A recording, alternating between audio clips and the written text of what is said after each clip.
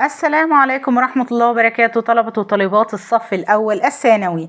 هناخد النهاردة درس جديد من دروس مادة الفلسفة بعنوان الأخلاق البيئية أساس التنمية المتوازنة كنموذج تطبيقي.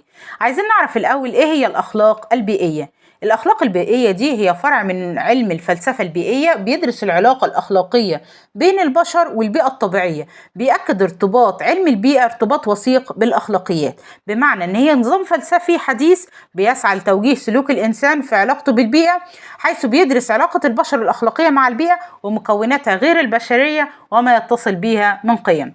لو احنا جينا نشوف هنا توجهات الفلسفة الأخلاقية هنقسمها عندنا لثلاث توجهات ونركز مع بعض فيها. أول حاجة عندنا اللي هو التوجه الأول اللي هو التوجه النفع الواقعي. هنا بيدافع عن البيئة لأنها مفيدة للبشر، فهنا مثلا بنحمي التعابين لأنها بتكافح الفئران، حماية الأعشاب لفوائدها الطبية، مواجهة التلوث من أجل الصحة. التوجه الثاني بنسميه التوجه البيئوي المثالي الخضري، بيقول إن البيئة هنا غاية وليست وسيلة، فهنا بيمتنع عن إلحاق أي ضرر بيها وبيحترم الكائنات لذاتها. الحيوانات هنا ليست وسيلة للبشر. التوجه الثالث اللي هو التوجه الوسطي، بيقارب هنا بين التوجهين السابقين اللي هي الموازنة بين المنافع البشرية واحترام الأخلاق البيئية، واحترام وحب البيئة والحفاظ عليها ومع حماية حقوق الأجيال المقبلة.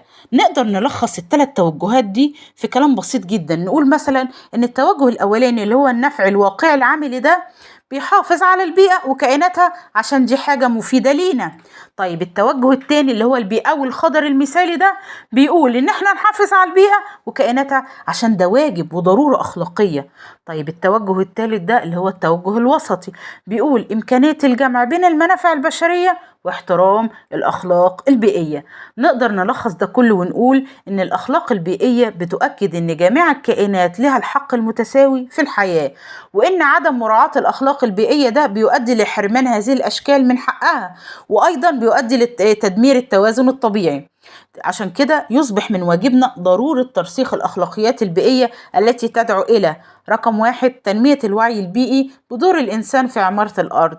رقم 2 تنمية القيم والاتجاهات البيئية. رقم 3 تقويم برامج التربية والتعليم المتصلة بالبيئة من أجل تحقيق التربية والبيئة البيئية المثالية.